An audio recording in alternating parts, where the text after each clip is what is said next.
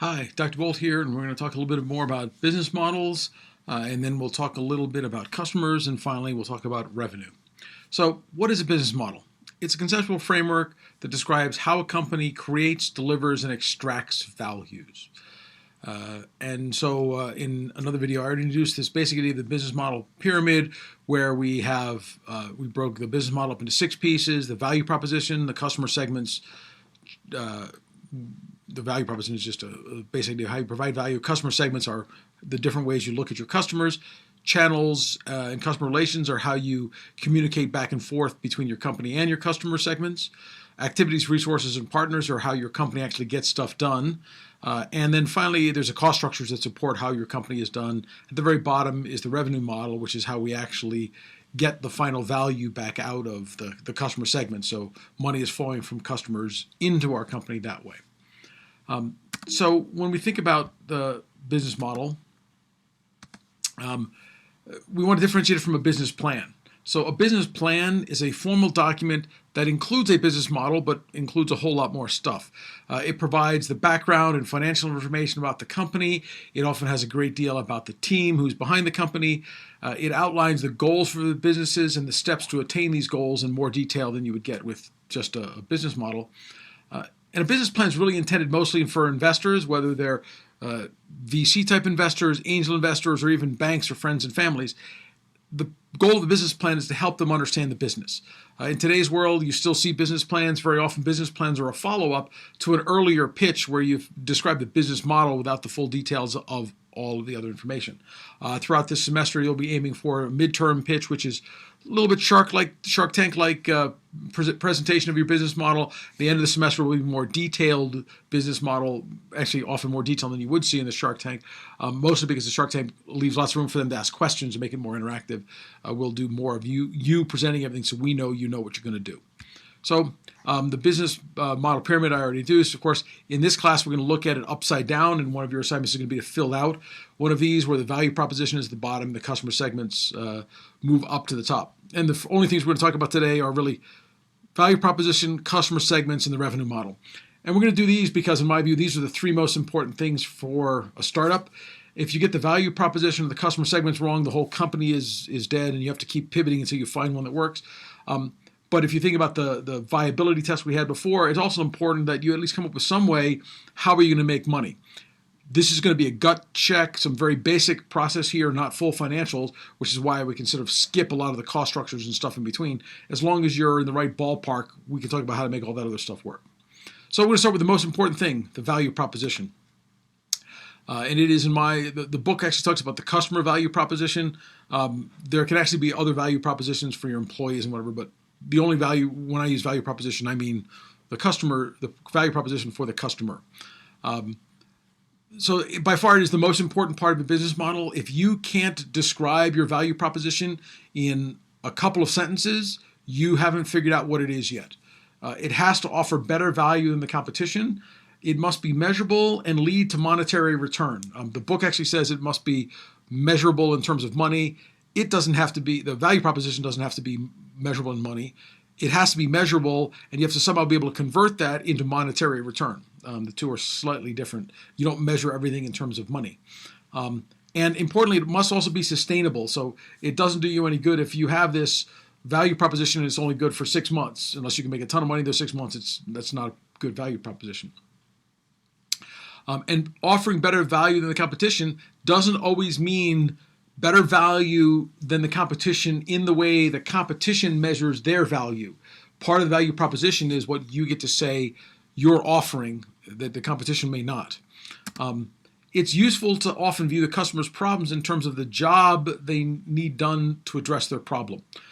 So an example that might not seem like a job to get done is, what is the job of a milkshake? Okay, so a milkshake is a product you buy, but what's its job? Well, its job is to provide you something to drink, something sweet. So it's appealing to the emotional side. There's an emotional need, maybe a slight dietary need, but really you don't need a milkshake there. You just want a milkshake. But there's actually a nice story of when McDonald's worked to make thick milkshakes and use them in their stores. One of the things they found is that commuters wanted a drink that lasted them a very long time because they were commuting in their car and they didn't want something they could just drink right down. So the thickness of the milkshake actually made the drink last longer. The job those customers needed done was the job of having a drink to satisfy them on their drive home. So there's lots of choices of drinks, but a thick drink turned out to satisfy that job better. So once you understand what's the real job customers want done, that can be useful. Thinking about the jobs, there's another video you've already going to watch, so I won't go into great detail about the 5 whys to try and get to the root cause. And if you get to the root cause of what people want in terms of their job, you get to the real job they want done.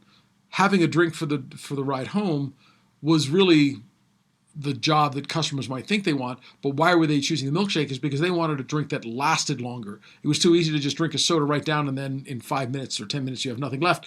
The milkshake would last longer, so the job was more sophisticated than just, I want a drink. So by using the 5 whys, you can often get to a better understanding of the customer's goals and needs. What do they really need? What are they really trying to do?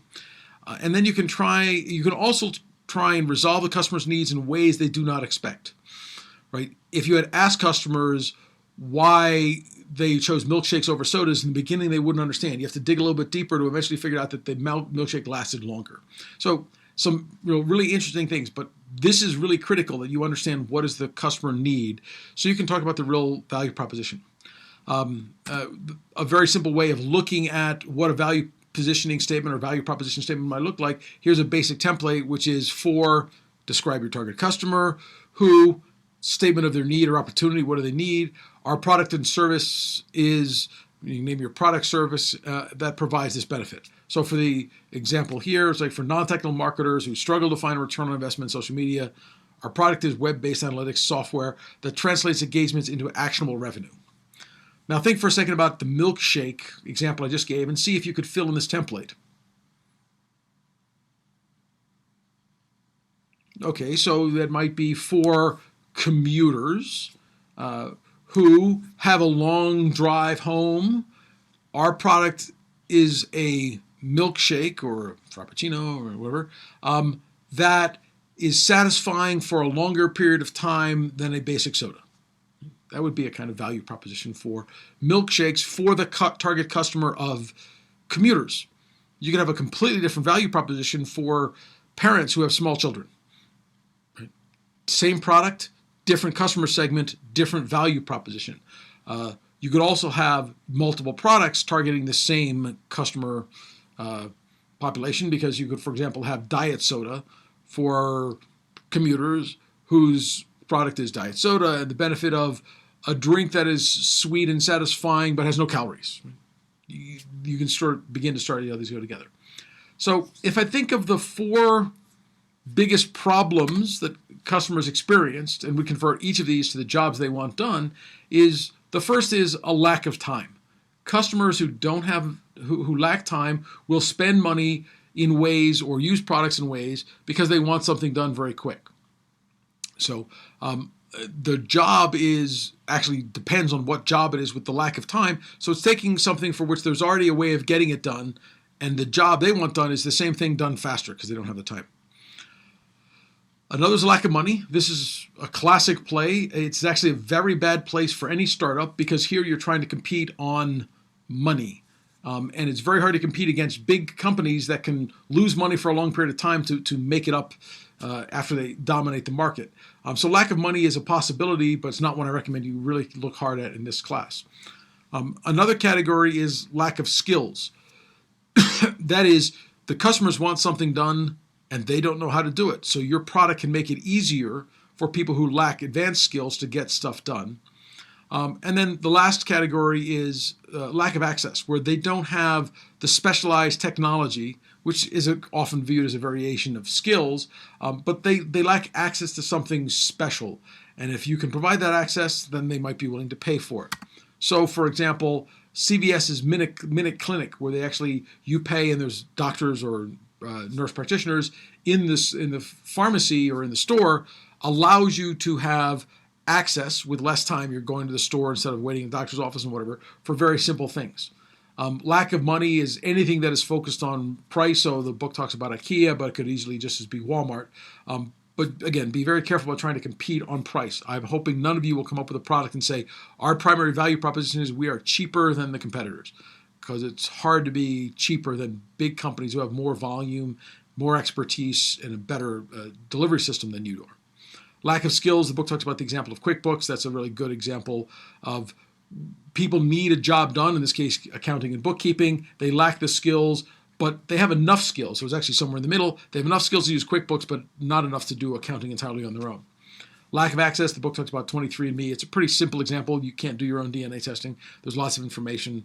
Okay, and other kinds of access would be anything that's, for example, a network-oriented product. So Facebook is somewhere between access and money. Now, you might be wondering, is there anything missing in this? There actually is another category that the book doesn't really talk about that is actually quite common, which is the lack of fun. There's lots of things that are simply entertainment. It's not the job that people want done is to be entertained. That can be a value proposition. Again, not one I highly recommend because it is very hard to compete in that space, but there's plenty of businesses that are competing in that space. So lack of fun can be another customer's problem. Again, just not one we're going to focus a lot on. So the book briefly talks about this idea of, are you going to focus on all the benefits of your product? What's different about you in terms of focusing on the competition and resonating with the computer, focus on the customer. The book actually says the last is the best. My view is the best is something that actually has all of these. You have all the benefits you need that make you better than your competitors, and the customer is really happy with what you're doing. And you can mix all these together. So I don't view these as distinct categories. They're just ways of looking at how you view your customers and segments. So we keep talking about these customer segments. So what is a customer segment? Who are your customers? And so when we think about your customers, we want to actually separate two different things in your mind. We're going to talk about target markets at various points in time, and we'll talk about target customers. Markets would be something that is a group. So if I said I was targeting schools, that's not a customer. The school is a target market. A customer would be something far more detailed. It would be the purchasing agent at a school that buys supplies, if I'm selling textbook supplies, or the education curriculum director if I'm selling content to the schools. Your customer segment should be something much more detailed. And it's for whom you're creating the value is one of your customers. The other is, of course, who's buying it. So why would customers buy from you? You have to be able to answer those questions of why would customers buy from you as your part of your value proposition. So when we actually had our first assignment, I asked you to start thinking about problems and who had that problem, and I asked you to describe them. And the reason I wanted that is I wanted you to start thinking about actual people who have the problem, because that's part of your customer segment. So when the book talks about identifying your customer target, we're talking about things like, how old is your customer? And it can be a range, but it's like, how old are they? What is their gender? What sort of income do they earn? Are they going to be able to afford your product? Where are they? How do you get to them? What nationality are they? Are there some biases or some cultural differences that is going to affect how they look at your product? What sort of professions do they work in? Is your customer a risk taker, or are they very conservative? Do they buy products spontaneously, or do they spend lots of time studying them? Do they invest in new offerings, or are they only going to be following what other people have already bought, and they don't want to be trendsetters? So are they traditional or are they trendsetters? All of those are characteristics. We actually like to talk about the idea of a customer archetype. You should be able to draw or find a picture and say, this is what my customer looks like. This is the kind of clothes they wear. This is where they spend their afternoons. The more you can describe your customer, the more detailed it is, the more you can find ways to actually go after them. Now, when we talk about the markets, the customer segments of the markets, we can talk about mass markets where your customers are all over the place. Or we can talk about niche markets, which are very narrow things, very narrow customer segment. And the smaller the niche, the easier it is to target them. On the other hand, the smaller it is, the less scalability there is. So you have to get a larger fraction of them. We can talk about the idea of a segmented market, which is really breaking customers into pieces that have different needs and problems. For example, a bank might provide different services to wealthier clients than they would to the people of average income. They might have some customers that want to come into the bank and talk to people, and they might have people who want to work online. Those are different segments of the same market, but you look at it different ways. We can talk about a diversified market that offers a variety of goods and services to two or more customer segments. So big box stores are have diversified customer segment markets, right? They're selling lots of different things to lots of different types of people.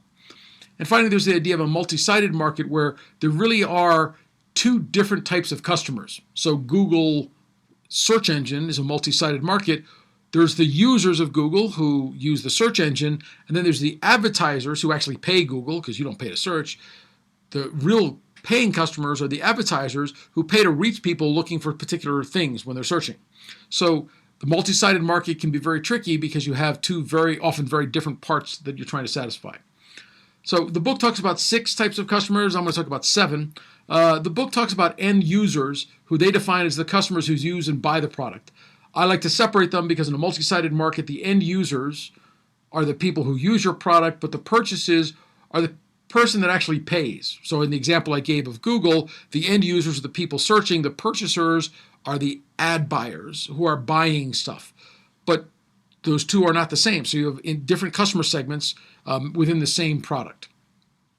There can be influencers, celebrities, or trendsetters, people whose using of the product doesn't actually get you much money, but when if they talk about the product or they get seen wearing a Nike shirt, that's branding that helps the company sell other people. So that's very important for them. Recommenders are the industrial version of the trendsetters. They're industry experts, bloggers, those who offer their opinion to the public. They're not quite trendsetters. They actually, their profession is doing this kind of stuff. Related to them are the economic buyers. These are the customers who approve large purchases, such as retail store buyers, office managers, the purchasing person for a large school district. These are people whose jobs are to purchase. They're a very tough buyer because they're very savvy. They know lots of competition, and their job depends on them getting a better price from you very often than you want to give other customers. So it's a tricky place to be. There are 2 categories of customers that are sort of non-positive customers. These are the decision maker and the saboteur. So ultimately, in a large company, there's often a decision maker, CEO, CFO. At home, it could be mom or dad. These are people who are not going to use your product. They're not the end users, and they even might not be the purchaser, but they're the people that have to approve the purchase. And if they don't approve it, it doesn't happen. So these people are tricky because you have to find a way to get to them to help drive your decisions. And then the saboteur and the decision maker could also be the saboteur. These are people who can veto purchases or slow down the purchasing process, even if they're not going to make the decision. So they might be experts inside the company. They may be somebody who does cost analysis and decides your product costs too much because they don't really understand the product differentiation. So saboteurs are not always trying to be a saboteur. They're not trying to hurt you. They're trying to help their company in their own way. So you have to worry about them and sometimes plan for them. So the book talks about the business model canvas, which is a type of visual plan that depicts the business plan on one page by filling in the 9 blocks. The book talks about these 9 blocks: the value proposition, the customer segments, customer relationships and channels, key activities, key resources, and key partnerships, cost structures, and revenues. All of those elements are good, but my experience has shown me that students often struggle with the difference between customer relationships and channels. Channels are how I actually deliver the value proposition to the customer segment, but sometimes that is related to the customer relationships, which is how do I communicate with the customers, how do I manage them, and that might be part of my channel, so these easily get mixed up. Key activities, resources, and partners are also often very related because I use the resources to get the activity, or the activities involved, or the partnerships are part of the activity. So I've seen lots of students get combined with that. So in this class, we're going to be using my business model pyramid, and here's the inverted version of this where we have only 6 categories: the value proposition, the customer segments, putting together channels, relationships because they're very related, the key activities, cost structures, and revenue models. Now you've seen on this version here, I've actually overlaid a bunch of things. And what I've done here is I've taken this sort of idea of a value proposition canvas, and I've overlaid it on the value proposition for the values and the customer segments for the customers. So for the customers, I have to talk about the jobs to be done, and I can be looking at things that are functional jobs, social jobs, emotional jobs, whatever those jobs are. And you can sort of put those on your customer segment or point them into here. You delete the word customer segment, jobs to be done. You put all these things in here. You got room for a couple of them. You can talk about their pains. What are the undesired outcomes, the problems, the obstacles they run into, the risks, the undesired potential outcomes? These are all things that are the pains for the customer. And part of the job to be done may be relieving pains. Another common job to be done is a gain where I get some functionality I didn't used to have. And that, for example, is common in places where I'm saving time. I'm getting time I didn't used to have. There can also be social gains, things that make me look positive or make me feel good about it, positive emotions and cost savings. All of these are gains. So you want to then have your product matched up. So I have gain generators. I have something that lets me generate the positive emotions or something that lets me get the functional utility. I have pain relievers that reduce the problems or the undesired outcomes or the risks. So I think of my products and services and features and my value proposition as either gain generators or pain relievers for the customer's pains and gains. So by looking at it this way, you can sort of line them up. Pains have to have pain relievers, gains have to have gain relievers. They don't actually all have to have them. As long as you relieve enough pain or provide enough gain, you can have a good differentiation. Now here I've drawn them all together. It's actually common when you start doing these to either use numbering or coloring to relate the job to be done to either a pain or a gain to the same thing on the value proposition side to the gain generator or the pain generator. So you can imagine that if I had the functional job of reducing how much time it takes for me to talk to the doctor, that's the job to be done. I have a pain, which is going to the doctor takes lots of time. That's an obstacle in my daily routine. The positive functional utility is I get this taken care of quickly while I'm already doing something else. So I at least have a time savings. And then I would have my gain generators here are that the doctor, the nurse practitioners in the clinic in in CVS, which provides both the gain of savings and the pain reliever. Right. So that's how you might view trying to do this. So as you work through this week, I want you to try and think about how to do those pains and gains and put them all together. So some common mistakes that people run into when they're doing this is mixing several customer segments into one profile. In fact, you might want to have 5 or 6 of these business model pyramids, one for each customer segment, or you can simply use multiple colors or numbering to keep them straight. But don't mix multiple customer segments into one profile. So a mother of small children in the CVS example, right, is a customer segment. Somebody who has a sprained ankle, who's an athlete, might also use the clinic, but they'd be a different customer segment because how you appeal to an athlete and how you appeal to a mother of small children might be very different. You want to separate mixing jobs and outcomes. So in the CVS example, the job is getting somebody to help my sick child or getting somebody to tell me about my sprained ankle. The outcomes are whatever's going to happen is they prescribe medicine or whatever. It's often common to focus only on functional jobs and forgetting social or emotional jobs.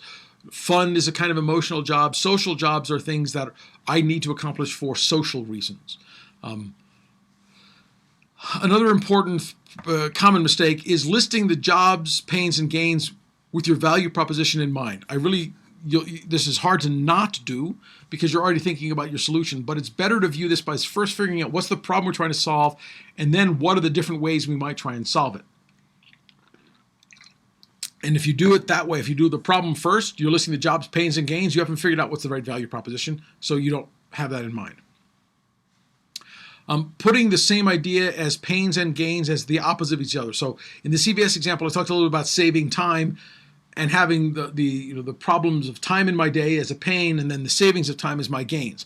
You want to be careful to separate those. I didn't do a great job of that because the two are related. They are opposite of each other, but in saving time, I might be saving time because I'm saving time as multiple backs and forth to the doctor's office, where the gain is I'm actually gaining time because I was already going to CVS, right? So that's the way I phrased it. They're not exactly the same. They're not directly opposites. It's easy to identify too few jobs, pains, and gains. In fact, one of the disadvantages of the way I drew it is there's not as much space as you might want. So sometimes you just blow it up and you do just the value proposition canvas where you have just the customer segments and the value propositions and fill in those pains and gains. It's very common for people to do too vague in the descriptions of the pains and gains and jobs. My recommendation is you make sure you use the 5 whys until you really understand what's the root cause of the jobs, pains, and gains. In the video, they talked about allocating resources along the 5 whys. So in a sense, as you use the 5 whys, you actually might be taking your pain and deriving a new pain from it, because it's a smaller, but it's more of a root cause pain. So try and keep track of all of those as you go through the discussion. When you get done, you can put all that back together into your business model canvas. You've done all the other parts. So now you can try and make the value proposition into a nice, concise statement using the Crossing the Chasm value proposition template of for customer, or put up in the customer segment, who needs their product with that benefit. So the last part is really the statement of the value proposition. The first statement is the customer, so you get the customer value proposition put together. Now, as I said in the video of the business model pyramid, when you're trying to build this for a company, even though I've drawn it this way, you still are actually starting in something small. So it's also important to think about how to scale this up. So your first value proposition, the first hypotheses you're going to want to test, are going to be tied to the core value proposition and a piece of your customer segment, not the full customer segment. Do value propositions for multiple and then go on and do it. And the nice thing is if you're actually trying to do a real startup, it then only takes a small amount of scaffolding to get to there where you actually can start generating revenue. Once you have that revenue, you can pour it back into your company to grow your value proposition and grow onto new customer segments and to grow your revenues and then eventually start growing out your other elements. So that's the business model. Now we got to talk a little bit about what are the steps you want to go through. So if you remember from Chapter 7, we talked about this idea of the sort of intersection of feasibility, desirability, and viability. So as you do the value proposition, and although this slide calls it marketing, I think of it as customer product fit, you want to talk to customers and find out if your product is a good fit, if your value proposition resonates with them. There's another question, which we're not going to go into great detail in terms of feasibility, but you have to answer, can it be done? And as you answer, can it be done, there's also a function of cost that goes into this. So these two might balance out. But now we're going to briefly talk about financial viability. Will it make money? So let's start with a core definition.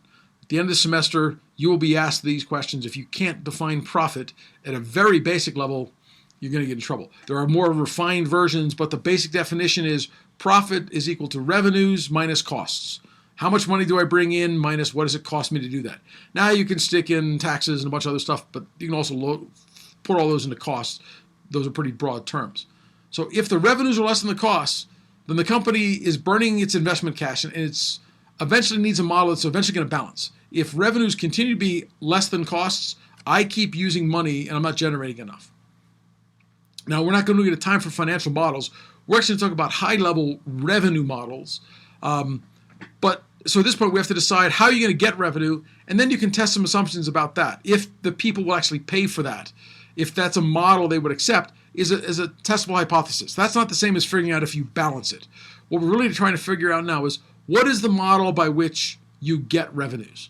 So think about some companies. See if you can think of a couple of models. If you've read the book, if you've read Chapter 10 of the book, you'll know some. But so you've probably all quickly thought of the most obvious, which is unit sales. I generate money by selling a product, or I sell units of time if I'm selling services. But that's just one model. I might actually make money through advertising. Google, which makes tons of money, isn't selling you search. They're selling advertisers revenue. They're selling advertising, and that's where they get their revenue from. And there's lots of models for advertising-based revenue. Google and Facebook makes money by selling data.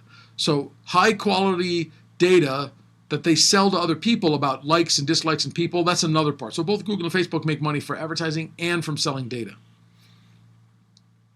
You can do intermediation, which is the amount of revenue generated by third parties. So eBay is a company that makes its money through intermediation, right? They're a marketplace where they make a piece on every transaction. They don't actually own anything. They don't sell anything. They don't deliver anything. They connect buyers with sellers. You can make money from licensing, where you don't actually make or do anything with it. You license your intellectual property. So my last company licensed my biometrics technology to a large biometric vendor, and that's how we made some of our money. We also made money from other ways, doing services, but part of our money was from licensing. Franchising is a special kinds of licensing where the franchisees basically sell a name product, so the brand name and all the stuff that goes with it, plus a business model to somebody who's allowed to use that. So every Subway you see, almost everyone you see is independently owned and operated. It's a franchise. Somebody paid the Subway Corporation to be allowed to use the name and the processes and open a restaurant. You can have subscription models where people generate revenue by basically charging them a monthly access to the products or services. So you have a subscription if you have cable, if you have a cell phone, if you use Netflix, all of those are subscription based. Professional services generate revenue by providing professional services on a time and material type contract. So my company did lots of these where we provided professional services to the government and other people where we billed them for how much work we did every month. You can have things like utility and usage where the revenue is by charging customers on how often the goods or services used. There's actually a variation of the unit sales, but instead of having units, you're buying units, so your power comes this way, for example. Another common way that a number of companies are going to today is this freemium model, which is really a mixture of basically free, mainly web-based things, with some sort of premier services or upgraded products where you get access to stuff. So you get the basic version for free, and then you upgrade or you sell them a subscription. And so the rationale for this is people often don't want to buy or sign up for a subscription when they don't know what it is. The freemium model lets them try it for free, and then when they decide they like it, they can upgrade. The book talks about these ideas for direct cross subsidies, which is a mixed business model where you pretty much give away services and sell products, or you give away products and sell services. You give away software and sell the hardware, or vice versa. You give away cell phones and sell minutes, or you give away minutes and you sell cell phones. Different companies have different models. Give away the show, sell the drinks. Give away the drinks, sell the show. All of those are examples of where you use one kind of service as a way to get customers in, and you really sell them another service or product. In multi-party markets or multi-sided markets, you have two things that you have to satisfy. So you can give away scientific articles and charge the authors to publish them, which is an example from the Public Library of Science. Or you can give away document readers and sell document writers, which is what Adobe does. So these are also related things. I'm not going to go through all of them, but you can sort of think of how this works. You don't have to go through chapter 10 right now. These are just to give you some ideas. You can talk about giving away basic information and selling better information. This is the sort of freemium model. TurboTax, you give away the federal tax software, but you sell every state separately. Which is also balanced because the federal is easy. It's one thing for them. Every state is different. They spend more work on it. So the book had this example of you give away computer calls and you sell computer calls. So Skype has two different models, but you can also sell computer to phone calls. And they used to be, before Skype was bought by Microsoft, they had a much more complicated business model where there are lots of ways you could basically upgrade, but you could use the basic service for free. And part of that was because if you couldn't contact people on Skype, Skype didn't have much value for you. So they had to give you a lot of people using it to get it going, which is why they gave it away for free. But then if you wanted to make, for example, longer calls or multiple party video chats or whatever, they would try and upgrade you. Okay, so that hopefully gave you some ideas for revenue. So now let's talk about your assignment for this week.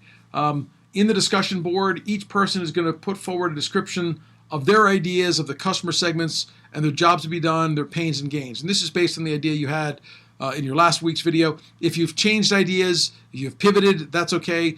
Just make sure you start off your post with, here's what we pivoted to, so we understand what idea you're describing. After you've done that, and you can't see what other people have posted until you've done your first post, then each of the users should use the 5 whys to help refine the customer segment jobs, pains, and gains of another team member. And this is really, we're trying to give you a focused kind of group discussion. So you're going to use the 5 whys on somebody else's post, and they're going to use it on yours or something within your team of 3 or 4. If your team's only 2, it's whatever's in your team.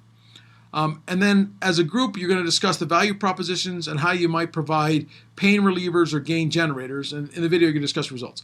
There's more details in the assignment. Again, read the assignment carefully. I just wanted to put it back into context here and give you a feel for what you're supposed to do. If you have any questions, please contact me. We can help make sure you're going down the right path.